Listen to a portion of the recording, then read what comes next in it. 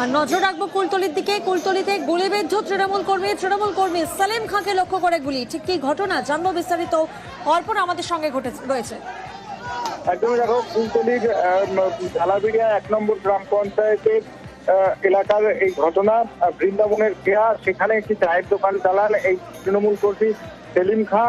হঠাৎই এলাকা অন্ধকার হয়ে যায়। তারপরে তাকে লক্ষ্য করে পর 4টি গুলি চালানো হয় বলে অভিযোগ। 2টি গুলি তার ঘাড়ে ও মাথায় লাগে।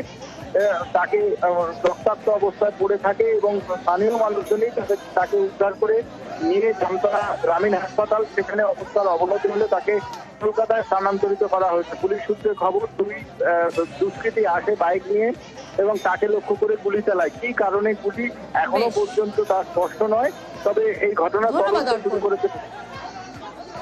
সেলিম এখন অবস্থা খুব খারাপ, তো আমরা হসপিটালে পাঠিয়েছি। প্রশাসন তদন্ত করে দেখুক। সেলিমের চা দোকান আছে, চা দোকানে ছিল, তো কারেন্ট চলে গেছে, জিনিসপত্র গুছিয়ে বাড়ির মধ্যে ঢুকবে সেই মোমেন্টে যে দুষ্কৃতীরা হঠাৎ এসে ওকে গুলি করে।